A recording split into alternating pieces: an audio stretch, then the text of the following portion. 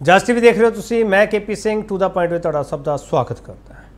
ਨਵੇਂ ਜਥੇਦਾਰ ਸਾਹਿਬ ਨੂੰ ਅਹੁਦਾ ਸੰਭਿਆ ਕੁਝ ਦਿਨ ਹੋਏ ਹੈ, ਪਰ ਇਹਨਾਂ ਕੁਝ ਦਿਨਾਂ ਵਿੱਚ ਬਹੁਤ ਸਾਰੇ ਸਵਾਲ ਆ ਗਏ ਸਾਡੇ ਸਾਹਮਣੇ, ਪਰ ਜਿਹੜੇ ਸਵਾਲ ਪੁੱਛਣ ਵਾਲੇ ਹੈ ਕਿ ਉਹ ਅਸੀਂ ਨਹੀਂ ਪੁੱਛਦੇ ਪਏ।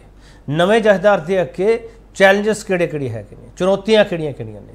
ਚੁਣੌਤੀਆਂ ਪੁਰਾਣੀਆਂ, जे पुरानियां चुनौतियां तो कोई नवा प्रोग्राम जथेदार साहब को होगा, कोई नवी प्लानिंग होगी, पंथक एकता लिए की करनगे, पैड़ा औखा तो नहीं लगता पिया, तो सियासी दबाव तो मुक्ति मिलेगी कि नहीं मिलेगी। सारे सवाल होने लाजमी हैं। असीं यही पूछांगे नवे जथेदार अगे चुनौतियां की।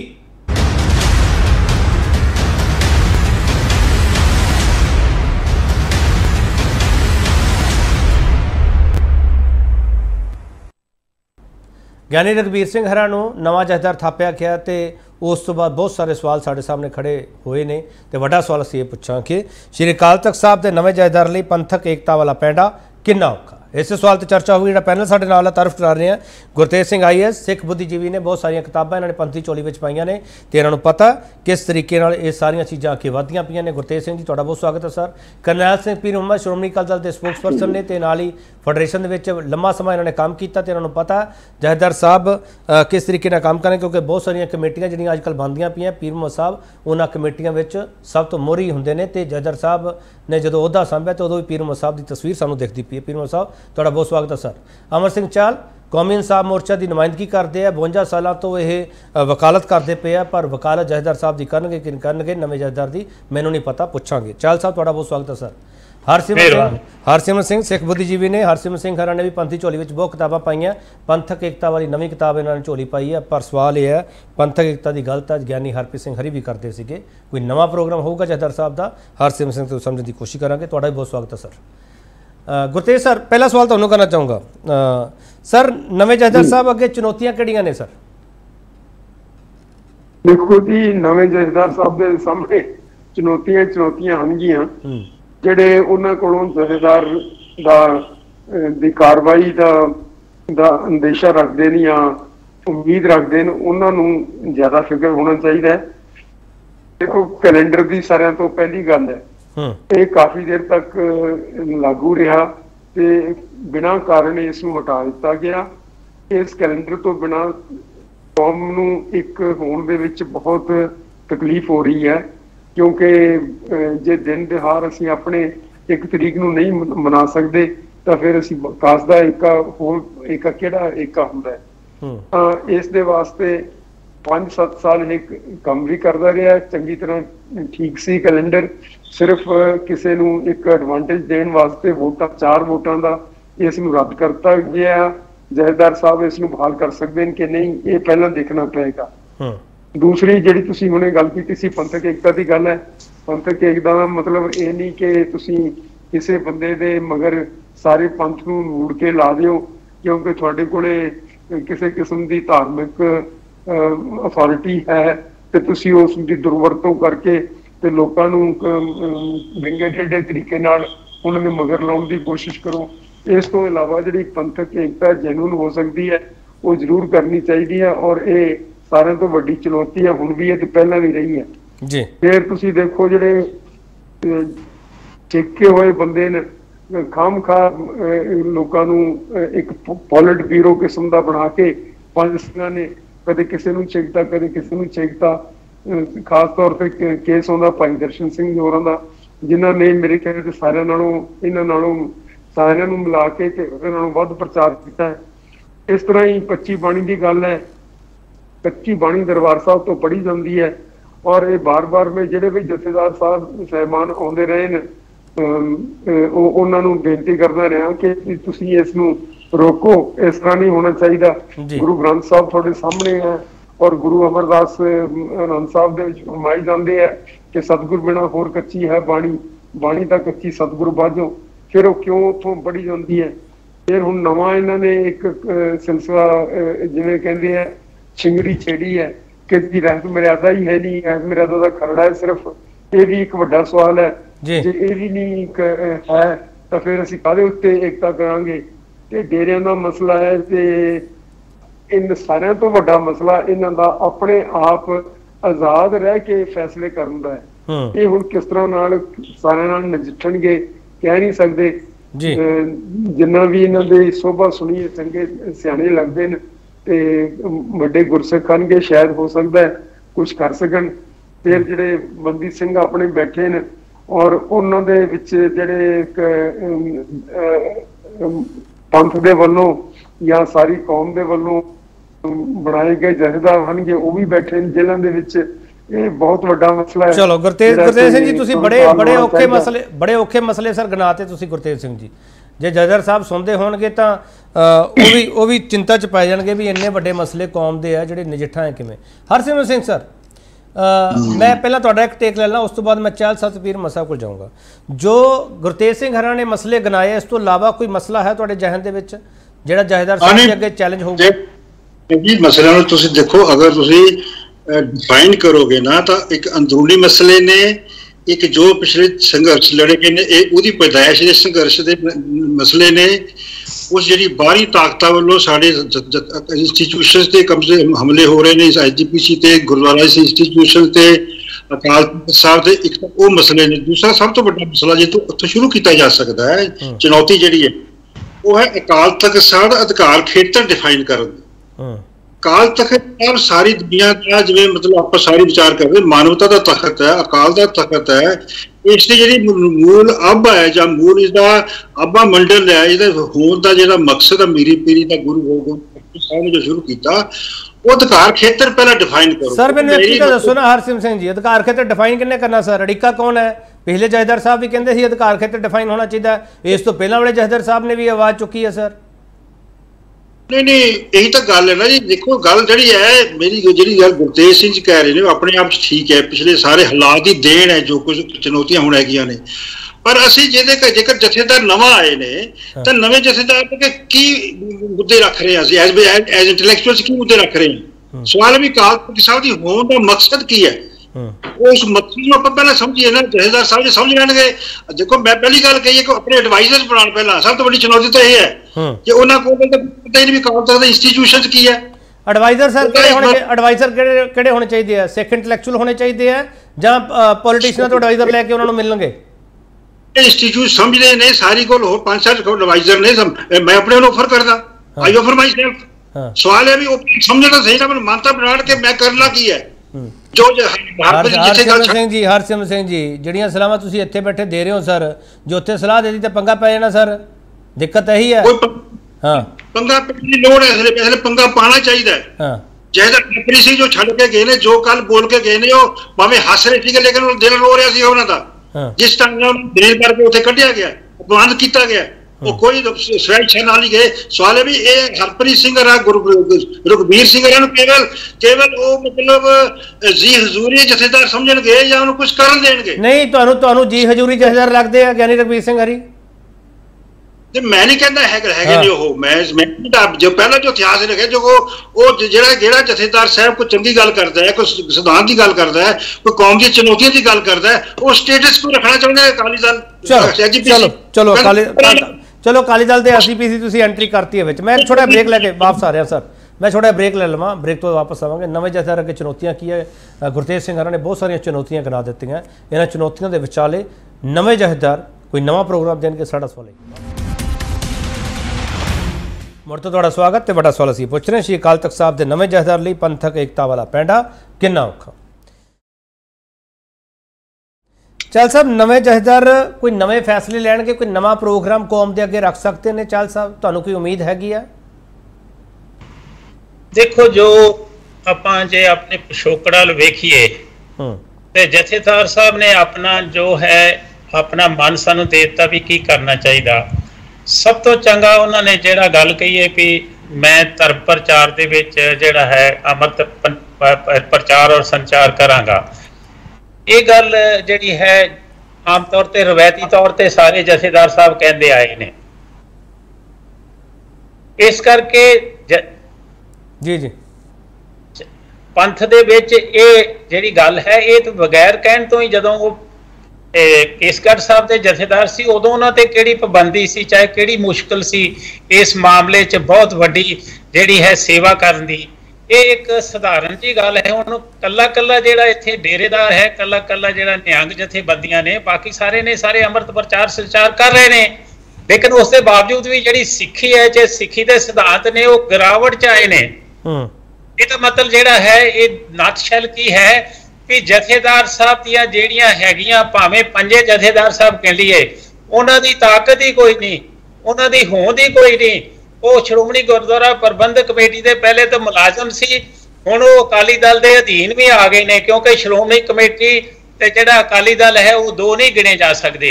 आपां दोबारा सारे पंथ च चर्चा दोबारा होंदी है कि सारा कुछ भावें श्रोमणी कमेटी है, भावें पंथ है, तो भावें ग्रंथ है, तो भावें श्रोमणी अकाली दल है, वो सारा बादल परिवार के कब्जे दे विच आ गया है।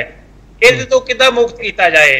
जदों हुणे दे जथेदार साहब नूं नियुक्ति दिती है, उन्होंने पता भी दूजे जथेदार साहब किस तरह दमदबा साहब तोरे ने ते मेरी की औकात है, इस करके वो पंथक एकता दे विच सिक्खी दी सिद्धांत के तौर पर कैलेंडर नूं बदलण दी चाहे होर पंथक एकता दी दे नाल बाकी बंदी सिंघां दी गल है, जदों श्रोमणी गुरुद्वारा प्रबंधक कमेटी खुद नहीं करती, श्रोमणी अकाली दल नहीं करता, ये कित्थों कर लैणगे? चलो ये जनता श्रोमणी कमेटी दे नाल जिहड़ा है श्रोमणी अकाली दल वो पंजाब दीयां सारियां मुश्किलां दा जन्मदाता है।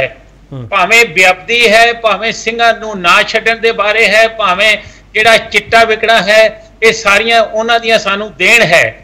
जे वो अजे अपनी जिहड़ी है राजनीतिक पिड़ दे विचों दूर नहीं जाना चाहुंदे, उन्हां नूं कोई पंथक सिस्टम दे विचों बाहर नहीं कढिया जांदा। चलो ठीक है सर, कोई पंथक तौर ते अगे बहुत वड्डा हुलारा पंथ दे विच तब्दीली लियाउणी बहुत मुश्किल है, मुश्किल नहीं नामुमकिन है। चलो मैं वापस आ जाऊँ। करनाल साहब, पीर मोहम्मद जी, नवे जथेदार अगे तो चैलेंजिस तो पुराने ही खड़े है।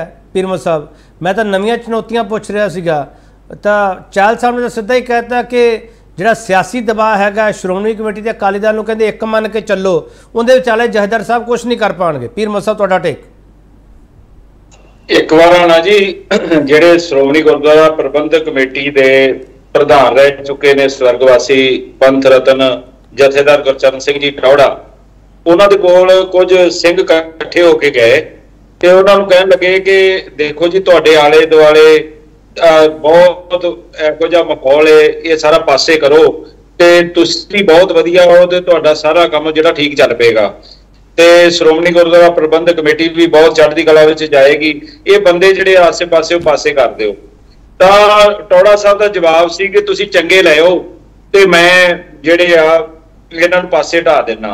देखो अज अपने सामने आपां सारे एक दूसरे नूं जाणदे आ बहुत चंगी तरह, तिन्ने विद्वान पुरुष ने अपने अपने खेतर दे विच बड़ी मुहारत रखदे आ। मेरी तां हत्थ जोड़ के इन्हां नूं बेनती है, जिवें सरदार गुरतेज सिंह जी ने कहा है कि आपां नुकतिਆਂ ਨੂੰ ਲੈ ਕੇ, क्योंकि ਆਪਾਂ चेयर ਨੂੰ एड्रैस कर रहे हैं, किसी व्यक्ति विशेष ਨੂੰ नहीं कर रहे। श्री अकाल तख्त साहब जी ਦੀ ਜਿਹੜੀ चेयर है उस ਦੇ ਉੱਪਰ ਜਿਹੜਾ ਮਨੁੱਖ ਬੈਠੇਗਾ ਉਹਦਾ ਸਤਿਕਾਰ ਕਰਨਾ ਸਾਡਾ ਫਰਜ਼ ਬਣਦਾ ਹੈ। ਤੇ ਜਥੇਦਾਰ ਰਘਬੀਰ ਸਿੰਘ ਜੀ, ਉਹਨਾਂ ਦਾ ਮੀਡੀਆ ਦੇ ਵਿੱਚ ਵੀ ਆਇਆ ਕਿ ਪਿਛੋਕੜ ਜਿਹੜਾ ਹੈ ਉਹ ਇੱਕ ਬਹੁਤ ਵਧੀਆ ਢੰਗ ਦੇ ਨਾਲ ਬਿਨਾਂ ਕਿਸੇ ਵਿਵਾਦ ਤੋਂ ਹੁਣ ਤੱਕ ਇੱਥੋਂ ਤੱਕ ਪਹੁੰਚੇ, ਪੌੜੀਦਾਰ ਪੌੜੀ ਚੜ੍ਹਦੇ ਹੋਏ। सो ਆਪਾਂ ਨੂੰ ਇੱਕ ਆਸ ਰੱਖ ਕੇ, ਜੇ ਤਾਂ ਬੇਆਸ ਹੋਵਾਂਗੇ ਤਾਂ ਫਿਰ ਕੁਝ ਨਹੀਂ। ਜੇ ਆਪਾਂ ਇੱਕ ਸ਼ਖਸੀਅਤ ਦੇ ਬਾਰੇ ਅੱਜ ਵਿਚਾਰ ਕਰ ਰਹੇ ਹਾਂ, ਇੱਕ ਬਹਿਸ ਹੋ ਰਹੀ ਹੈ, ਦਰਸ਼ਕਾਂ ਨੂੰ ਵੀ ਸਮਝ ਲੱਗੇ ਕਿ ਅਸੀਂ ਜਿਸ ਮਸਲੇ ਤੇ ਬਹਿਸ ਕਰ ਰਹੇ ਹਾਂ ਉਹਦਾ ਮਤਲਬ ਕੀ ਹੈ। ਮਤਲਬ ਇਹ ਆ ਕਿ ਸ੍ਰੀ ਅਕਾਲ ਤਖਤ ਸਾਹਿਬ ਜੀ ਦੇ ਜਿਹੜੇ ਜਥੇਦਾਰ ਨਿਯੁਕਤ ਕੀਤੇ ਗਏ ਨੇ, ਪੰਥ ਦੀਆਂ ਸਰਮੌਰ ਜਿਹੜੀਆਂ ਜਥੇਬੰਦੀਆਂ ਨੇ, ਪੰਥਕ ਸ਼ਖਸੀਅਤਾਂ ਨੇ, ਸਾਰਿਆਂ ਨੇ ਇਕੱਠੇ ਹੋ ਕੇ ਸ੍ਰੀ ਅਕਾਲ ਤਖਤ ਸਾਹਿਬ ਦੀ ਸਨਮੁਖ ਕੱਲ ਉਹਨਾਂ ਦੀ ਜਿਹੜੀ ਕਾਰਜਭਾਰ ਉਹਨਾਂ ਨੇ ਕੱਲ ਸ਼ੁਰੂ ਕੀਤਾ ਹੈ। ਸੋ ਮੈਂ ਗੱਲ ਕਹਿਣੀ ਚਾਹਾਂਗਾ ਕਿ ਜਿਹੜਾ ਸਭ ਤੋਂ ਵਧੀਆ ਗੱਲ ਸਰਦਾਰ ਗੁਰਸਿਮਰ ਸਿੰਘ ਨੇ ਵੀ ਕੀਤੀ ਹੈ, ਸਰਦਾਰ ਗੁਰਤੇਜ ਸਿੰਘ ਨੇ ਵੀ ਕੀਤੀ ਹੈ ਕਿ ਇੱਕ ਸਲਾਹਕਾਰ ਬੋਰਡ ਜਿਹੜਾ ਉਹਨਾਂ ਦੇ ਆਲੇ ਦੁਆਲੇ ਇੱਕ ਇਸ ਤਰ੍ਹਾਂ ਦੀਆਂ ਸ਼ਖਸੀਅਤਾਂ ਜਿਹੜੀਆਂ ਪੰਥਕ ਰੋਸ਼ਨੀ ਦੇ ਵਿੱਚ ਜੋ ਦੇਸ਼ ਦੁਨੀਆ ਦੇ ਵਿੱਚ ਇੱਕ ਵਿਸ਼ਵ ਪੱਧਰ ਦੇ ਉੱਤੇ ਸ੍ਰੀ ਅਕਾਲ ਤਖਤ ਸਾਹਿਬ ਜੀ ਦੀ ਜਿਹੜੀ ਸਿੱਖਾਂ ਦੇ ਵਿੱਚ ਜਿਹੜੀ ਇੱਕ ਵੱਡੀ ਭੂਮਿਕਾ ਹੈ ਉਸ ਨੂੰ ਜਥੇਦਾਰ ਸਾਹਿਬ ਨਿਭਾ ਸਕਣ, ਉਹਦੇ ਲਈ ਇੱਕ ਪਿੱਲਰ ਬਣਨ ਦੀ ਲੋੜ ਹੈਗੀ।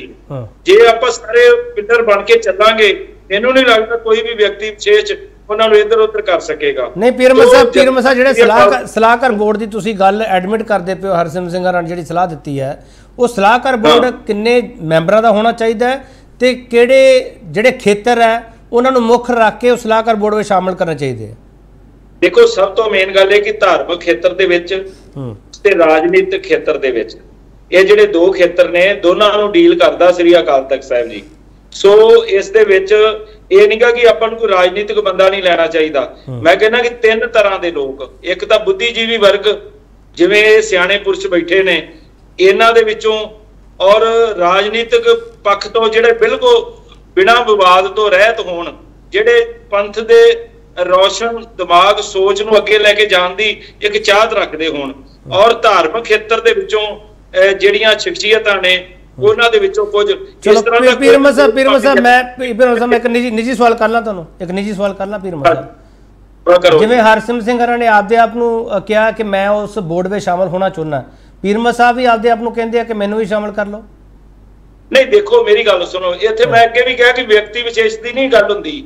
ਗੱਲ ਹੈ ਕਿ ਜਿਹੜਾ ਵੀ ਬੰਦਾ ਇਸ ਦੇ ਵਿੱਚ, ਜਿਵੇਂ ਇਹਨਾਂ ਨੇ ਕਿਹਾ ਹੈ ਕਿ ਮੈਂ ਸੇਵਾਵਾਂ ਦੇਣ ਲਈ ਤਿਆਰ ਹਾਂ, ਤੇ ਉਹਨਾਂ ਦਾ ਪਿੱਛੋਂ ਇੱਕ ਪਿਛੋਕੜ ਵੀ ਹੋਣਾ ਚਾਹੀਦਾ ਕਿ ਉਹ ਵਾਕਿਆ ਹੀ ਸਲਾਹ ਦੇਣ ਦੇ ਯੋਗ ਹੈਗੇ। ਜਿਵੇਂ ਸਰਦਾਰ ਹਰਸਿਮਰਤ ਸਿੰਘ ਨੇ, ਇਹਨਾਂ ਦੇ ਕੋਲ ਬਹੁਤ ਗਿਆਨ ਹੈਗਾ। ਗੁਰਤੇਜ ਸਿੰਘ ਚੀਜ਼ਾਂ ਆਉਂਦੀਆਂ ਉਹਦੇ ਸਰਦਾਰ ਅਮਰ ਸਿੰਘ ਚਹਿਲ ਵਰਗੇ ਸ਼ਖਸੀਅਤ ਆਪਣੇ ਵਿਚਾਰ ਦੇ ਸਕਦੇ ਆ। ਸੋ ਆਪਣੇ ਕੋਲ, ਕੌਮ ਦੇ ਕੋਲ ਕਿਸੇ ਚੀਜ਼ ਦੀ ਘਾਟ ਨਹੀਂ ਹੈਗੀ। ਮੈਂ ਇਹ ਗੱਲ ਕਹਾਂਗਾ ਕਿ ਆਪਾਂ ਨੂੰ ਵਿਵਾਦ ਦੇ ਵਿੱਚੋਂ ਬਾਹਰ ਆ ਕੇ ਕੁਝ ਸਮਾਂ, ਜਿਵੇਂ ਅਸੀਂ ਇੱਕ ਜਿਹੜੀ ਕਮੇਟੀ ਦੀ ਰਿਪੋਰਟ ਆਵੇਗੀ ਤੁਹਾਨੂੰ ਪਤਾ ਲੱਗ ਜਾਏਗਾ। 5 ਸਿੰਘ ਸਾਹਿਬਾਨਾਂ ਤੋਂ ਮੈਂ ਆਸ ਕਰਦਾ ਕਿ ਜਲਦੀ ਉਹ ਰਿਪੋਰਟ ਜਿਹੜੀ ਉਹ ਜਾਰੀ ਕਰ ਦੇਣਗੇ। ਅਸੀਂ ਇਹੋ ਹੀ ਚਾਹ ਰਹੇ ਹਾਂ ਕਿ ਜਿਹੜਾ ਸ੍ਰੀ ਅਕਾਲ ਤਖਤ ਸਾਹਿਬ ਹੈ, ਹੁਣ ਤੁਸੀਂ ਦੇਖੋ, ਆਪਾਂ ਕਹਿੰਦੇ ਕਿ ਸਿੱਖਾਂ ਦੀ ਸਰਵਉੱਚ ਅਦਾਲਤ ਹੈ, ਤੇ ਜਿਹੜੀ ਸੁਪਰੀਮ ਕੋਰਟ ਹੈ ਜਦੋਂ ਕੋਈ ਆਰਡਰ ਕਰਦੀ ਹੈ, ਜਾਂ ਹਾਈ ਕੋਰਟ ਆਰਡਰ ਕਰਦੀ, ਜਾਂ ਸੈਸ਼ਨ ਕੋਰਟ ਆਰਡਰ ਕਰਦੀ ਹੈ, ਜਾਂ ਨੀਚਲੀ ਅਦਾਲਤ ਵੀ ਆਰਡਰ ਕਰਦੀ ਹੈ, ਉਹਨੂੰ ਇੰਪਲੀਮੈਂਟ ਕੌਣ ਕਰਦਾ? ਇੰਪਲੀਮੈਂਟ ਤਾਂ ਸਿਸਟਮ ਹੀ ਕਰਦਾ ਹੈ ਨਾ। ਇਸੇ ਤਰ੍ਹਾਂ ਸ੍ਰੀ ਅਕਾਲ ਤਖਤ ਸਾਹਿਬ ਜੀ ਦਾ ਜਿਹੜਾ ਹੁਕਮ ਹੈ, ਸ਼੍ਰੋਮਣੀ ਗੁਰਦੁਆਰਾ ਪ੍ਰਬੰਧਕ ਕਮੇਟੀ ਔਰ ਪਹਿਰੇਦਾਰ ਕਮੇਟੀਆਂ ਪਿੰਡ ਪੱਧਰ ਦੇ ਉੱਤੇ ਜਿਹੜੀ ਸਿੱਧੀ ਸ੍ਰੀ ਅਕਾਲ ਤਖਤ ਸਾਹਿਬ ਦੇ ਨਾਲ ਜੁੜੀਆਂ ਹੋਣ, ਨਾ ਤਾਂ ਕਿਤੇ ਬੇਅਦਬੀ ਹੋਵੇਗੀ, ਨਾ ਕਿਤੇ ਕਿਸੇ ਦੀ ਕੋਈ ਜ਼ਰੂਰਤ ਹੋਵੇਗੀ। ਸ੍ਰੀ ਅਕਾਲ ਤਖਤ ਸਾਹਿਬ ਜੀ ਦੇ ਜਥੇਦਾਰ ਆਵਾਜ਼ ਮਾਰਨ, ਪੂਰੇ ਪੰਜਾਬ ਦੇ ਵਿੱਚੋਂ 12,800। ਚਲੋ ਪੀਰ ਅਹਿਮਦ ਸਾਹਿਬ ਇੱਕ ਸਵਾਲ ਦਾ ਜਵਾਬ ਦੇ ਦਿਓ ਸਰ, ਫਿਰ ਉਸ ਤੋਂ ਬਾਅਦ ਮੈਂ ਬ੍ਰੇਕ ਲੈਣੀ ਹੈ, ਬ੍ਰੇਕ ਤੋਂ ਬਾਅਦ ਬਾਕੀ ਮੈਂ ਉਹਨਾਂ ਕੋਲ ਜਾਊਂਗਾ। ਗੁਰਤੇਜ ਸਿੰਘ ਹਰਾਂ ਦਾ ਨਾਮ ਤੇ ਅਮਰ ਸਿੰਘ ਚਾਹਲ ਹਰਾਂ ਦਾ ਨਾਮ ਕੀ ਅਕਾਲੀ ਦਲ ਰਿਕਮੈਂਡ ਕਰੂਗਾ ਜਾਂ ਇਹ ਸਿਫਾਰਿਸ਼ ਕਰੂਗਾ ਕਿ ਜਥੇਦਾਰ ਸਾਹਿਬ ਪੰਥਕ ਸਲਾਹਕਾਰ ਬੋਰਡ ਬਣਾਓ ਤੇ ਉਹਨਾਂ ਵਿੱਚ ਇਹਨਾਂ ਨੂੰ ਵੀ ਸ਼ਾਮਲ ਕਰੋ? ਹਰਸਿਮਰਤ ਸਿੰਘ ਹਰਾਂ ਨੇ ਤਾਂ ਆਪਦਾ ਨਾਮ ਆਫਰ ਕਰਤਾ ਆਪ ਹੀ। ਦੇਖੋ ਕੇਪੀ ਜੀ, ਸ੍ਰੀ ਅਕਾਲ ਤਖਤ ਸਾਹਿਬ ਜੀ ਸਰਬ ਸਾਂਝੇ ਆ। ਸ੍ਰੀ ਅਕਾਲ ਤਖਤ ਸਾਹਿਬ ਕਿਸੇ ਇੱਕ ਧਿਰ ਜਾਂ ਇੱਕ ਪਾਰਟੀ ਦੇ ਨਹੀਂ ਹੈਗੇ। ਇਹ ਆਪਾਂ ਨੂੰ ਇਹੋ ਹੀ, ਮੈਨੂੰ ਵੀ ਬੜੇ ਭੁਲੇਖਾ ਸੀ ਕਿ ਅਸੀਂ ਬਾਹਰ ਰਹਿ ਕੇ ਬਹੁਤ ਇਹੋ ਜਿਹਾ ਪ੍ਰਚਾਰ ਕਰਦੇ ਰਹੇ ਹਾਂ, ਕਿਉਂਕਿ ਜਿਹੋ ਜਿਹੀਆਂ ਸੁਣੀਆਂ ਸੁਣਾਈਆਂ ਗੱਲਾਂ ਦੇ ਵਿੱਚ ਕਈ ਵਾਰੀ ਬਹੁਤ ਕੁਝ ਕਿਹਾ ਜਾਂਦਾ, ਪਰ ਜਿਵੇਂ ਮੈਂ ਸਿਸਟਮ ਦੇ ਵਿੱਚ ਵੜ ਕੇ ਦੇਖਿਆ ਹੈ ਕਿ ਇਸ ਤਰ੍ਹਾਂ ਦੀ ਕੋਈ ਗੱਲ ਨਹੀਂ ਹੈਗੀ। ਜਿਹੜੇ ਵਿਦਵਾਨਾਂ ਦਾ ਸਤਿਕਾਰ ਸ਼੍ਰੋਮਣੀ ਪੀਰ ਅਹਿਮਦ ਸਾਹਿਬ ਜੀ, ਵੈਸੇ ਤੁਸੀਂ ਇੱਕ ਗੱਲ ਬੜੀ ਮਹੱਤਵਪੂਰਨ ਕਹੀ ਹੈ ਪੀਰ ਅਹਿਮਦ ਸਾਹਿਬ, ਤੁਸੀਂ ਇੱਕ ਗੱਲ ਬੜੀ ਮਹੱਤਵਪੂਰਨ ਕਹੀ ਹੈ ਪੀਰ ਅਹਿਮਦ ਸਾਹਿਬ ਕਿ ਬਾਹਰੋਂ ਬੈਠ ਕੇ ਬੜਾ ਕੁਝ ਲੱਗਦਾ। ਮੈਨੂੰ ਵੀ ਇਉਂ ਲੱਗਦਾ ਪਿਆ ਕਿ ਜਿਹੜਾ ਸਲਾਹਕਾਰ ਬੋਰਡ ਆ ਅੱਧਾ ਤਾਂ ਮੇਰੇ ਕੋਲ ਬੈਠਾ ਹੋਇਆ ਸਾਹਮਣੇ, ਮੈਨੂੰ ਭੁਲੇਖਾ ਤਾਂ ਨਹੀਂ ਕਿਤੇ? ਨਹੀਂ, ਕੋਈ ਭੁਲੇਖਾ ਨਹੀਂ। ਮੁੜ ਤੋਂ ਤੁਹਾਡਾ ਸਵਾਗਤ। ਵੱਡਾ ਸਵਾਲ ਤੁਹਾਡੇ ਸਾਹਮਣੇ ਪਿਆ, ਸ਼੍ਰੀ ਅਕਾਲ ਤਖਤ ਸਾਹਿਬ ਦੇ ਨਵੇਂ ਜਥੇਦਾਰ ਲਈ ਪੰਥਕ ਏਕਤਾ ਵਾਲਾ ਪੈਂਡਾ ਕਿੰਨਾ ਔਖਾ? ਗੁਰਤੇਜ ਸਿੰਘ ਜੀ, ਤੁਹਾਡੇ ਜਿਹੜੇ ਤੁਸੀਂ ਸਾਰੇ ਮਸਲੇ ਗਿਣਾਏ ਆ ਉਹਨਾਂ ਤੇ ਹੀ ਚਰਚਾ ਅੱਗੇ ਵੱਧਦੀ ਇਸ ਬਿੰਦੂ ਤੇ ਪਹੁੰਚੀ ਹੈ, ਇਸ ਪੁਆਇੰਟ ਤੇ ਪਹੁੰਚੀ ਹੈ ਕਿ ਸਲਾਹਕਾਰ ਬੋਰਡ ਦਾ ਗਠਨ ਪਹਿਲਾਂ ਹੋਣਾ ਚਾਹੀਦਾ, ਉਸ ਤੋਂ ਬਾਅਦ ਸਾਰੇ ਮਸਲਿਆਂ ਦੇ ਉੱਤੇ ਵਿਚਾਰ ਕੀਤਾ ਜਾ ਸਕਦਾ। ਗੁਰਤੇਜ ਸਿੰਘ ਤੁਹਾਡਾ ਟੇਕ ਸਰ। ਜੀ ਨਹੀਂ, ਇਹ ਗੱਲ ਠੀਕ ਹੈ। ਇੱਕ ਵਾਰੀ ਮਨਜੀਤ ਸਿੰਘ ਜਿਸ ਵੇਲੇ ਜਥੇਦਾਰ ਸੀ, ਉਹਨਾਂ ਨੇ ਵੀ ਇਹ ਐਕਸਪੈਰੀਮੈਂਟ ਕੀਤਾ ਸੀਗਾ, ਔਰ ਉਹਨਾਂ ਨੇ ਕਿਹਾ ਇੱਕ ਕਮੇਟੀ ਵੀ ਬਣਾਈ ਸੀ ਜਿਹੜੀ ਕਿ 101 ਬੰਦੇ ਕਿ 106 ਬੰਦੇ ਸਨ, ਲੇਕਿਨ ਉਹ ਕਦੇ ਵੀ ਉਸ ਦੀ ਸਲਾਹਕਾਰ ਕਮੇਟੀ ਦੀ ਨਾ ਮੀਟਿੰਗ ਹੋ ਸਕੀ ਤੇ ਨਾ ਹੀ ਕੋਈ ਮਸਲਾ ਹੱਲ ਹੋ ਸਕਿਆ। ਛੇਤੀ ਸਿੰਘ ਸਾਹਿਬ ਨੂੰ ਵੀ ਚੱਲਦਾ ਕਰ ਦਿੱਤਾ ਗਿਆ। ਜੇ ਕੁਛ ਉਹ ਕਰ ਸਕਦੇ ਨੇ ਤਾਂ ਜ਼ਰੂਰ ਕਰਨਾ ਚਾਹੀਦਾ ਹੈ। ਤੇ ਜਿਹੜੇ ਦੇਖੋ ਪੰਥ ਦੇ ਵਿੱਚ ਬਹੁਤ ਜੇ ਗੁਰਤੇਜ ਸਿੰਘ ਤੁਹਾਨੂੰ ਆਵਾਜ਼ ਮਾਰੀ ਕਿ ਤੁਸੀਂ ਜਾਓਗੇ ਸਰ? ਦੇਖੋ ਜੀ, ਇਹ ਸੰਭਾਵਨਾ ਹੀ ਹੈ ਨਹੀਂ ਬਿਲਕੁਲ, ਕਿਉਂਕਿ ਮੈਂ ਤਾਂ ਇੱਥੇ ਹੀ ਹਾਂ, ਮੈਨੂੰ ਕਈ ਸਾਲ ਹੋ ਗਏ ਤੇ ਕਦੇ ਕਿਸੇ ਨੇ ਆਵਾਜ਼ ਇਸ ਤਰ੍ਹਾਂ ਦੀ ਮਾਰੀ ਨਹੀਂ ਤੇ ਮੈਨੂੰ ਕੋਈ ਸੰਭਾਵਨਾ ਨਹੀਂ।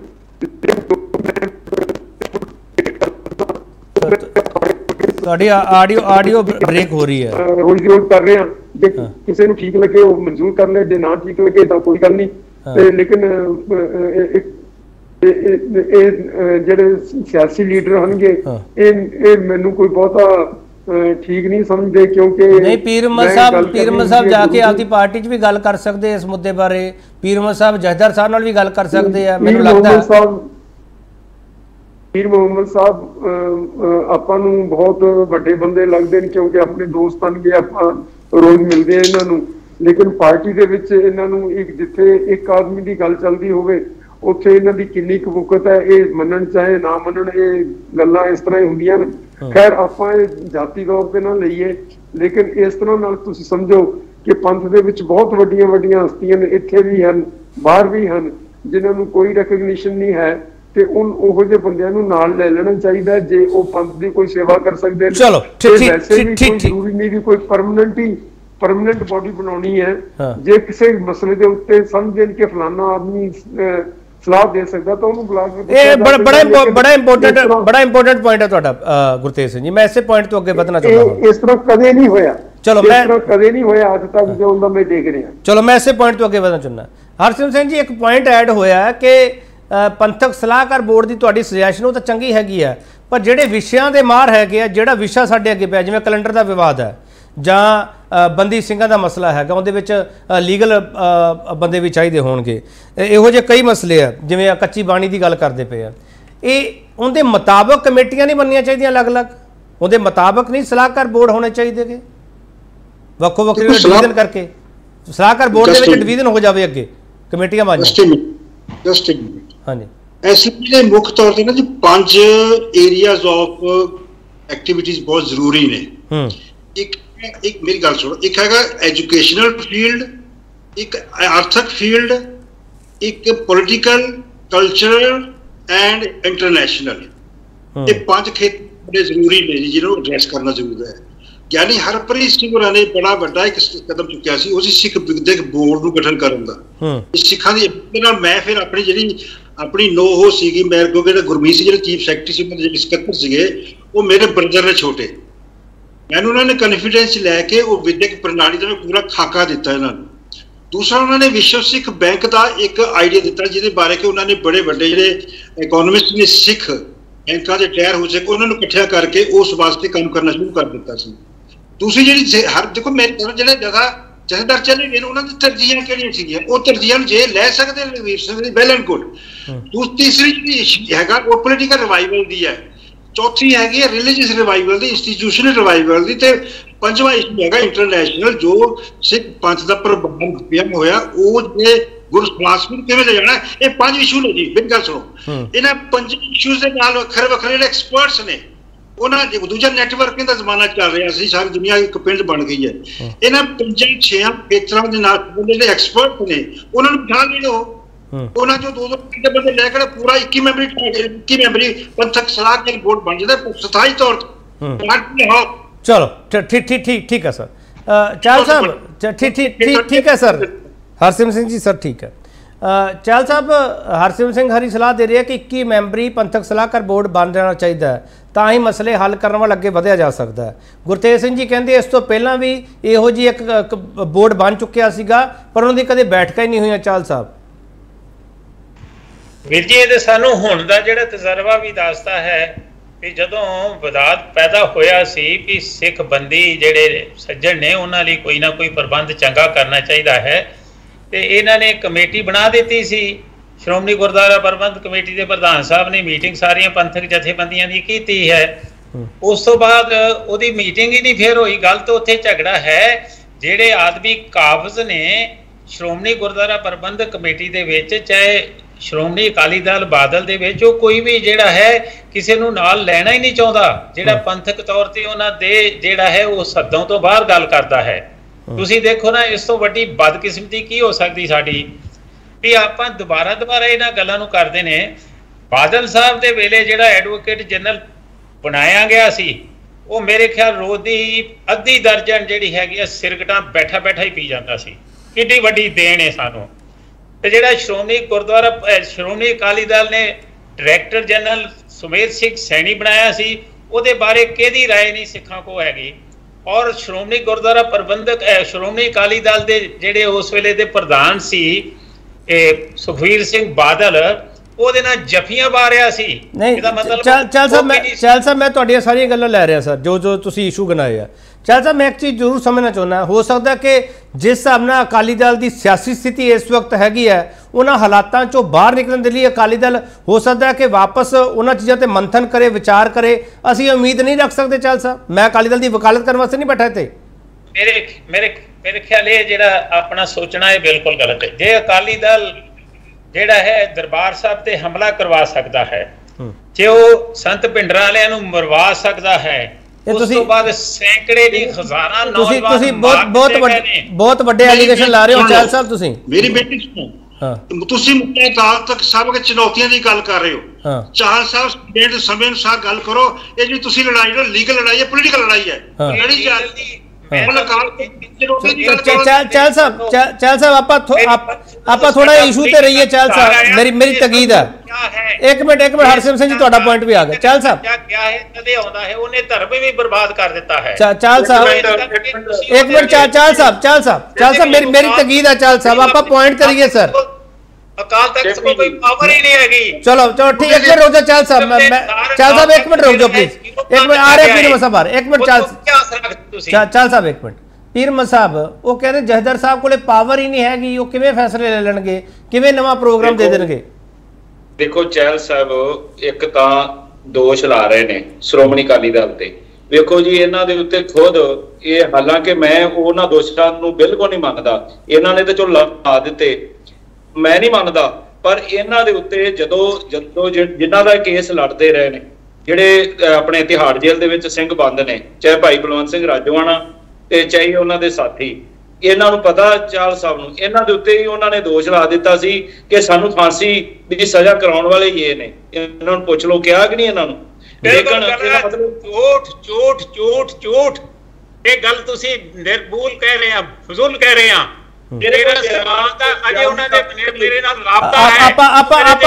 ਆਪਾਂ ਇਹਨਾਂ ਇਸ਼ੂ ਤੋਂ ਬਾਹਰ ਨਿਕਲੀਏ। ਚਾਹਲ ਸਾਹਿਬ ਮੇਰੀ ਤੁਹਾਨੂੰ ਵੀ ਤਕੀਦ ਹੈ, ਪੀਰ ਮਸਾ ਤੁਹਾਨੂੰ ਵੀ ਤਕੀਦ ਹੈ। ਆਪਾਂ ਸਰ ਪੁਆਇੰਟ ਕਰੀਏ ਸਰ, ਪਲੀਜ਼ ਮੇਰੀ ਬੇਨਤੀ ਹੈ ਸਰ। ਨਹੀਂ ਪੀਰ ਮਸਾ ਆਪਾਂ ਇਹਨਾਂ ਪੁਆਇੰਟਸ ਤੋਂ ਬਾਹਰ ਨਿਕਲੀਏ ਸਰ। ਆਪਾਂ ਜਥੇਦਾਰ ਸਾਹਿਬ ਦੀ ਗੱਲ ਕਰਦੇ ਪਏ, ਆਪਾਂ ਉਹ ਇਸ਼ੂਸ ਲੈ ਕੇ ਬਹਿ ਗਏ। ਚਾਹਲ ਸਾਹਿਬ ਤੁਸੀਂ, ਚਾਹਲ ਸਾਹਿਬ ਪੀਰ ਮਸਾ ਮੇਰੀ ਬੇਨਤੀ ਹੈ ਸਰ, ਆਪਾਂ ਅੱਜ ਦੇ ਮੁੱਦੇ ਤੇ ਰਹੀਏ ਨਾ ਸਰ। ਮੈਂ ਛੋਟਾ ਬ੍ਰੇਕ ਲੈ ਕੇ ਵਾਪਸ ਆ ਰਿਹਾ ਸਰ, ਮੇਰੀ ਤਕੀਦ ਹੈ ਸਰ, ਆਪਾਂ ਟੂ ਦਾ ਪੁਆਇੰਟ ਗੱਲ ਕਰੀਏ। ਮੁੜ ਤੋਂ ਤੁਹਾਡਾ ਸਵਾਗਤ। ਵੱਡਾ ਸਵਾਲ ਅਸੀਂ ਪੁੱਛ ਰਹੇ ਹਾਂ, ਸ਼੍ਰੀ ਅਕਾਲ ਤਖਤ ਸਾਹਿਬ ਤੇ ਨਵੇਂ ਜਥੇਦਾਰ ਲਈ ਪੰਥਕ ਏਕਤਾ ਵਾਲਾ ਪੈਂਡਾ ਕਿੰਨਾ ਔਖਾ? ਪੀਰ ਮਸਾਬ ਤੁਸੀਂ ਵੀ ਜਵਾਬ ਦੇਤਾ, ਚਾਹਲ ਸਾਹਿਬ ਨੇ ਵੀ ਗੱਲ ਕਰ ਲਈ। ਮੇਰੀ ਤਕੀਦ ਆਪਾਂ ਪੁਆਇੰਟ ਕਰੀਏ। ਆਖਰੀ ਹਿੱਸੇ ਵਿੱਚ ਪੀਰ ਮਸਾਬ ਆਪਾਂ ਆਖਰੀ ਮੇਰੀ ਗੱਲ ਸੁਣ ਲਓ ਸਰ। ਪੀਰ ਮਸਾਬ ਆਖਰੀ ਹਿੱਸੇ ਵਿੱਚ ਮੈਂ ਤੁਹਾਡੀ ਗੱਲ ਸੁਣ ਲਈ। ਪੀਰ ਮਸਾਬ ਮੇਰੀ ਤਕੀਦ ਹੈ, ਮੈਂ ਨਹੀਂ ਤਾਰਿਆ ਦੋਸ਼, ਮੈਂ ਤਾਂ ਇਹਨਾਂ ਨੂੰ ਬਹੁਤ ਚੰਗੇ। ਚਲੋ ਆਪਾਂ ਛੱਡ ਦਈਏ ਸਰ, ਉਸ ਇਸ਼ੂ ਨੂੰ ਛੱਡ ਦਈਏ ਆਪਾਂ। ਫਿਰ ਜਦੋਂ ਤੁਹਾਨੂੰ ਆਪ ਨਹੀਂ ਗਿਆਨ ਹੈਗਾ। ਆਪਾਂ ਰੁਕ ਜੀਏ ਪਲੀਜ਼। ਮੇਰੀ ਬੇਨਤੀ, ਤੁਸੀਂ ਬੜੇ ਸਿਆਣੇ ਹੋ ਦੋਨੋਂ ਹੀ, ਤੁਸੀਂ ਦੋਨੋਂ ਹੀ ਬੜੇ ਸਿਆਣੇ ਹੋ ਦੋਨੋਂ ਹੀ। ਇੱਕ ਮਿੰਟ ਰੁਕ ਜਾਓ ਚਾਹਲ ਸਾਹਿਬ, ਪੀਰ ਮਸਾਬ ਇੱਕ ਮਿੰਟ, ਪੀਰ ਮਸਾਬ ਇੱਕ ਮਿੰਟ ਪਲੀਜ਼ ਸਰ। ਪੀਰ ਮਸਾਬ ਤੁਸੀਂ ਵੀ ਆਪਦੀ ਗੱਲ ਰੱਖ ਲਈ, ਉਹਨਾਂ ਨੇ ਵੀ ਰੱਖ ਲਈ, ਹੁਣ ਕਿਰਪਾ ਕਰਕੇ ਆਪਾਂ ਪੁਆਇੰਟ ਤੇ ਰਹੀਏ। ਪੀਰ ਮਸਾਬ 1.5 ਮਿੰਟ ਵਿੱਚ ਮੈਨੂੰ ਜਵਾਬ ਦਿਓ। ਕੁੱਲ ਮਿਲਾ ਕੇ ਸਾਰਿਆਂ ਦਾ ਇੱਕੋ ਸਵਾਲ ਹੈ ਕਿ ਜਥੇਦਾਰ ਸਾਹਿਬ ਜੇ ਕੋਈ ਫੈਸਲਾ ਵੀ ਕਰਨਗੇ ਜਾਂ ਕੋਈ ਪ੍ਰੋਗਰਾਮ ਵੀ ਦੇਣਾ ਚਾਹਣਗੇ, ਉਹਨਾਂ ਤੇ ਪੋਲੀਟੀਕਲ ਪ੍ਰੈਸ਼ਰ ਰਹਿੰਦਾ ਹੈ, ਉਸ ਤੋਂ ਮੁਕਤ ਰਹਿਣਗੇ ਕਿ ਨਹੀਂ ਰਹਿਣਗੇ? ਸਿੱਧਾ ਸਵਾਲ ਹੈ ਪੀਰ ਮਸਾਬ। 1.5 ਮਿੰਟ ਹੈ ਤੁਹਾਡੇ ਕੋਲੇ। ਦੇਖੋ ਇੱਕ ਤਾਂ ਇਹ ਆ ਬੇਵਿਸ਼ਵਾਸੀ ਦਾ ਮਾਹੌਲ ਹੈ। ਮੈਂ ਅੱਗੇ ਵੀ ਇਹ ਗੱਲ ਕਹਿਣਾ, ਬੇਵਿਸ਼ਵਾਸੀ ਦੇ ਮਾਹੌਲ 'ਚ ਦੂਜੇ ਨੂੰ ਗਦਾਰ ਤੇ ਆਪਣੇ ਆਪ ਨੂੰ ਸਰਦਾਰ ਕਹਿਣ ਦੀ ਜਿੰਨੀ ਦੇਰ ਤੱਕ ਬਿਰਤੀ ਨਹੀਂ ਤਿਆਗਾਂਗੇ, ਜਥੇਦਾਰ ਸਾਹਿਬ ਕੀ ਕਰ ਲੈਣਗੇ ਉਹਨਾਂ ਚਿਰ? ਅਸੀਂ ਸਾਰੇ ਇੱਕ ਦੂਜੇ ਨੂੰ ਆਪਣੇ ਆਪ ਨੂੰ ਸਰਦਾਰ, ਦੂਜੇ ਨੂੰ ਗਦਾਰ ਕਹੀ ਜਾਂਦੇ ਆ, ਤੇ ਇਹਦਾ ਫੈਸਲਾ ਆਪ ਹੀ ਆਪਾਂ ਜੱਜ ਬਣ ਜਾਂਦੇ ਆ, ਆਪ ਹੀ ਫੈਸਲਾ ਕਰ ਦਿੰਦੇ ਆ। ਆਪਾਂ ਨੂੰ ਇਹ ਮੈਂ ਗੱਲ ਕਹਿਣਾ ਕਿ ਮੈਂ ਚਾਹਲ ਸਾਹਿਬ ਬਹੁਤ ਚੰਗੇ ਇਨਸਾਨ ਨੇ, ਮੈਂ ਕਦੋਂ ਮਾੜਾ ਕਹਿ ਰਿਹਾ? ਆਪਾਂ ਸਰ ਫਿਰ ਉੱਥੇ ਆ ਗਏ ਪੀਰ ਮਸਾਬ, ਫਿਰ ਉੱਥੇ ਆ ਗਏ ਸਰ। ਮੇਰੀ ਬੇਨਤੀ ਹੈ ਆਪਾਂ ਸਰ ਇਸ਼ੂ ਤੇ ਰਹੀਏ ਪਲੀਜ਼। ਮੈਂ ਇਹ ਗੱਲ ਕਹਿ ਰਿਹਾ ਕਿ ਤੁਸੀਂ ਸ੍ਰੀ ਅਕਾਲ ਤਖਤ ਸਾਹਿਬ ਜੀ ਦੇ ਜਥੇਦਾਰ ਦੀ ਭੂਮਿਕਾ ਬਾਰੇ ਗੱਲ ਕੀਤੀ ਹੈ, ਤੇ ਉਹਨਾਂ ਦੇ ਉੱਤੇ ਜੇ ਆਪਾਂ ਆਸੀ ਨਹੀਂ ਰੱਖਦੇ ਤੇ ਫਿਰ ਆਪਾਂ ਬਹਿਸ ਕਾਹਦੀ ਕਰ ਰਹੇ ਹਾਂ ਜੀ, ਦੱਸੋ? ਪੀਰ ਮਸਾਬ ਇੱਕ ਮਿੰਟ। ਪੀਰ ਮਸਾਬ ਆਪਾਂ ਨੂੰ ਇਹ ਵੀ ਸੋਚਣਾ ਪਊਗਾ ਸਰ, ਜੇ ਉੱਥੇ ਭਰੋਸਾ ਟੁੱਟਿਆ ਤਾਂ ਉਹਦੀ ਵਜ੍ਹਾ ਕੀ ਹੈ ਸਰ? ਪੀਰ ਮਸਾਬ ਉਹਦਾ ਹੱਲ ਵੀ ਕੱਢਣਾ ਪਊਗਾ ਨਾ। ਉਹਦੀ ਵਜ੍ਹਾ ਇਹ ਆ, ਤੁਸੀਂ ਇਹ ਦੇਖੋ ਉਹਦੀ ਵਜ੍ਹਾ ਕੀ ਹੈ ਕਿ ਆਪਾਂ ਜਿਹੜਾ ਅੱਜ ਜਦੋਂ ਗੱਲ ਕਰਦੇ ਨਾ ਉਹਦੇ ਵਿੱਚ ਉਹ ਜੇ ਲਾ ਦਿੰਦੇ ਹਰ ਜਗ੍ਹਾ ਦੇ ਵਿੱਚ। ਹੁਣ ਜੇ ਗਿਆਨੀ ਰਣਜੀਤ ਸਿੰਘ ਜੀ ਨੂੰ ਇੱਕ ਮੌਕਾ ਤਾਂ ਦਿੱਤਾ ਜਾਵੇ ਨਾ ਕਿ ਤੁਸੀਂ ਜਿਹੜੀਆਂ ਆਪਾਂ ਇੱਕ ਸਲਾਹਕਾਰ ਬੋਰਡ ਬਣੇ ਪੰਥਕ ਸੋਚ ਦੇ ਨਾਲ ਉਹ ਅੱਗੇ ਤੁਰਨ ਤੇ ਆਪੇ ਚੜ੍ਹਦੀ ਕਲਾ ਦੇ ਨਾਲ ਹੋਵੇਗਾ, ਆਪਾਂ ਸਾਰੇ ਉਹਨਾਂ ਨੂੰ ਸਹਿਯੋਗ ਕਰੀਏ। ਉਹਨਾਂ ਨੂੰ ਮੈਂ ਤਿੰਨਾਂ ਸ਼ਖਸੀਅਤਾਂ ਨੂੰ ਗੱਲ ਕਹਿਣਾ ਕਿ ਕਿਉਂ ਨਹੀਂ ਬੈਠ ਸਕਦੇ ਉਹਨਾਂ ਦੇ ਨਾਲ, ਕਿਉਂ ਨਹੀਂ ਬੈਠ ਕੇ ਗੱਲ ਕਰ ਸਕਦੇ। ਚਲੋ ठीक है। चहल साहब तुसी ये गल ऑफर कर सकते हो या नहीं कि जैदर साहब आप मिल के काम करिए ਜਾਂ ਔਖਾ सर ये कहना चहल साहब? मेरे ऑफर करन दी चाहे ना करन दी नहीं, जथेदार साहब खुद भी जेड़े पंथक सोच दे चंगे आदमी समझदे ने, जेड़े कि कल्ले श्रोमणी अकाली दल दे ना होण चाहे श्रोमणी कमेटी दे ना होण, बाकी सारे पंथ दे विचों बंदे चुन लैण ਜਿਹੜੇ ਉਹਨਾਂ ਨੂੰ ਚੰਗੇ ਲੱਗਦੇ ਉਹ ਸਲਾਹਕਾਰ ਬੋਰਡ ਦੇ ਮੈਂਬਰ ਬਣਾ ਲੈਣ। ਇੰਡੀਵਿਜੂਅਲ ਮੇਰੀ ਦੀ ਕੀ ਲੋੜ ਹੈ, ਸਾਹਿਬ ਗੁਰਤੇਜ ਸਿੰਘ ਦੀ ਕੀ ਲੋੜ ਹੈ, ਹਰਸਿਮਰਤ ਸਿੰਘ ਦੀ ਕੀ ਲੋੜ ਹੈ। ਜੇ ਇਹਨਾਂ ਨੂੰ ਮੈਨੂੰ ਕਿਸੇ ਨੂੰ ਚੰਗਾ ਸਮਝਦੇ ਨੇ ਤੇ ਉਹ ਲੈ ਲੈਣ। ਪਰ ਸਵਾਲ ਇਹ ਆ ਇਹੋ ਜਿਹਾ ਐਕਸਰਸਾਈਜ਼ ਪਹਿਲੇ ਵੀ ਹੁੰਦੇ ਰਹੇ ਨੇ, ਕਾਮਯਾਬ ਨਹੀਂ ਹੁੰਦੇ ਰਹੇ ਕਿਉਂਕਿ ਜਥੇਦਾਰ ਜਿਹੜੇ ਅਕਾਲ ਤਖਤ ਦੇ ਜਥੇਦਾਰ ਨੇ ਉਹਨਾਂ ਦੀ ਹੋਂਦ ਜਿਹੜੀ ਇੰਡੀਪੈਂਡੈਂਟ ਨਹੀਂ ਹੈਗੀ। सर चहल साहब जो ज्ञानी गुरबचन सिंह उन्होंने कीता है, एक दफा माफी दे दी सच्चे सौदे नूं, फिर वो वापस ले ली किहदे कहण ते लई है। नहीं चहल साहब मैं ਉਹੀ ਤਾਂ ਗੱਲ ਕਹਿ ਰਿਹਾ। चहल साहब ਤੁਹਾਡੀ ਗੱਲ ਮੰਨ ਲਈ। चहल साहब ਜੇ ਸਿਰ ਨਹੀਂ ਜੋੜਾਂਗੇ ਸਰ ਫਿਰ ਗੱਲ ਅੱਗੇ ਕਿਵੇਂ ਹੋਊਗੀ ਸਰ? ਸਾਡੇ ਕੋਲ ਤਾਂ ਸਵਾਦ ਗੋਸ਼ਟੀਆਂ ਦਾ ਇਤਿਹਾਸ ਹੈ ਸਰ, ਸਾਡੇ ਗੁਰੂ ਸਾਹਿਬਾਨ ਨੇ ਦਿੱਤਾ, ਅਸੀਂ ਸੰਵਾਦ ਕਰੀਏ ਨਾ ਸਰ, ਕਿਉਂ ਨਹੀਂ ਮਸਲੇ ਹੱਲ ਹੋਣਗੇ? कौन कहता नहीं सिर जोड़ो, अपने सिर जोड़ने की गल तो आ गई आ। जथेदार साहब की ताजपोशी हुई है, पहले तो इदां दी गल वैसे हुंदी नहीं। आया उन्हां च कौन धिर गए ने? आया वो सारे पंथक सन, सारे वो ही ने जेड़े एक लाने दे तौर ते वरत रहे ने, सिखां दे जेड़े हक्कां दे खिलाफ जा रहे ने, उन्हां दे फिर कहने इतबार कर लो। किस तरह इतबार हो जाएगा?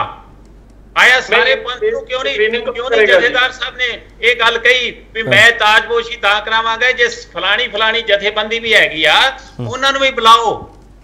ਉਹਨਾਂ ਦੇ ਵਿੱਚ ਸਾਰੇ ਜਿਹੜੇ ਉਹਨਾਂ ਦੇ ਖਿਲਾਫ ਬੋਲਦੇ ਨੇ ਉਹਨਾਂ ਨੂੰ ਇੱਕ ਰਿਕੁਐਸਟ ਕੀਤੀ ਜਾਂਦੀ ਇਹ ਪੰਥਕ ਮੈਂ ਤੁਹਾਡਾ ਸਵਾਲ ਲੈ ਰਿਹਾ ਦੀ ਅਹੁਦੇ ਦਾ ਸਵਾਲ ਹੈ। ਸਾਰੇ ਆਓ ਮੈਂ ਤੁਹਾਡਾ ਸਵਾਲ ਲੈ ਰਿਹਾ। ਪੀਰ ਮੋਹੰਮਦ ਸਾਹਿਬ ਬਹੁਤ ਸੰਖੇਪ ਵਿੱਚ ਜਵਾਬ ਦਿਓ। ਇਹ ਕਹਿੰਦੇ ਵੀ ਸਾਰੀਆਂ ਧਿਰਾਂ ਨੂੰ ਸੱਦਿਆ ਹੀ ਨਹੀਂ ਗਿਆ, ਸਾਰੀਆਂ ਧਿਰਾਂ ਜੁੜਨਗੀਆਂ ਕਿਵੇਂ? देखो जी किसी ਨੂੰ ਵਿਸ਼ੇਸ਼ ਕੋਈ ਲੈਟਰ ਲਿਖੀ ਨਹੀਂ ਗਈ। ਅਕਾਲ ਤਖਤ ਸਾਹਿਬ ਜੀ ਦੇ ਜਥੇਦਾਰ ਦੇ ਜਿਹੜਾ ਸੇਵਾ ਸੰਭਾਲ ਦਾ ਬਕਾਇਦਾ ਸੱਦਾ ਦਿੱਤਾ ਗਿਆ ਸ਼੍ਰੋਮਣੀ ਗੁਰਦੁਆਰਾ ਪ੍ਰਬੰਧਕ ਕਮੇਟੀ ਵੱਲੋਂ, ਤੇ ਕੋਈ ਵੀ ਸੰਸਥਾ ਜਿਹੜੀ ਹੈ ਬਾਹਰ ਨਹੀਂ ਰਹੀ। ਜਿਹੜੀਆਂ ਨਾਮਵਰ ਜਿਹੜੀਆਂ ਸੰਸਥਾਵਾਂ ਨੇ ਮੈਂ ਤੁਹਾਨੂੰ ਗਿਣਾ ਦਿੰਨਾ, Damdami Taksal, Akhand Kirtani Jatha, Shiromani Gurdwara Parbandhak committee, Delhi Gurdwara management committee, ਫਿਰ ਜਿਹੜੀਆਂ ਨਿਹੰਗ ਸਿੰਘ ਜਿੰਨੀਆਂ ਵੀ ਜਥੇਬੰਦੀਆਂ ਨੇ, ਸਿੱਖ ਸੰਪਰਦਾਵਾਂ ਨੇ ਜਿਹੜੀਆਂ ਅਲੱਗ-ਅਲੱਗ। ਹੁਣ ਪੰਥ ਦੇ ਵਿੱਚ ਵੇਖੋ ਚੰਗੇ ਆ ਮਾੜੇ, ਮੈਂ ਇਹੋ ਤਾਂ ਪਹਿਲਾਂ ਸ਼ੁਰੂਆਤ ਕੀਤੀ ਹੈ।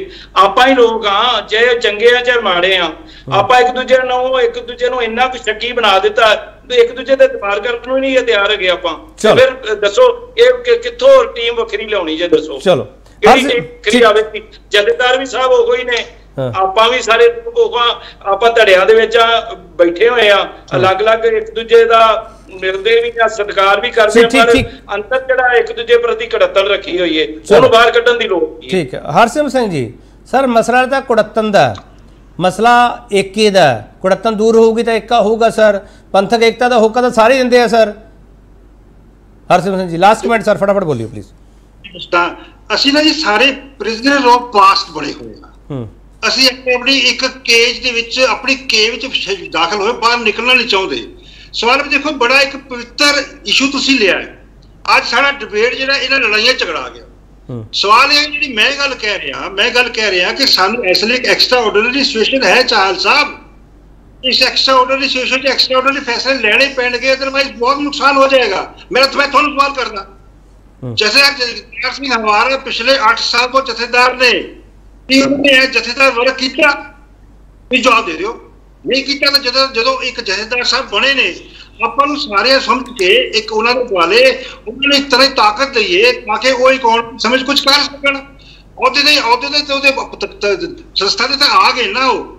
ਤਾਂ ਸਵਾਲ ਇਹ, ਮੈਂ ਤਾਂ ਪੀਰ ਮੁਹੰਮਦ ਸਾਹਿਬ ਤੁਹਾਨੂੰ ਬੇਨਤੀ ਕਰਦਾ, ਕਿਰਪਾ ਕਰਕੇ ਤੁਸੀਂ ਇੱਕ ਬਲੂ ਪ੍ਰਿੰਟ ਲਿਆਓ, ਜਥੇਦਾਰ ਸਾਹਿਬ ਨਾਲ ਗੱਲ ਕਰਕੇ ਇੱਕ ਤਰ੍ਹਾਂ ਦਾ ਤੁਸੀਂ ਜੋ ਕੰਮ ਕਰਨਾ ਚਾਹੁੰਦੇ ਨੇ, ਤਰਜੀਹਾਂ ਧਰਮ ਪ੍ਰਚਾਰ ਵਗੈਰਾ ਸਾਰੀਆਂ ਹੈਗੀਆਂ ਨੇ। एक IGP शुरू कर दो, प्रचार कर दो।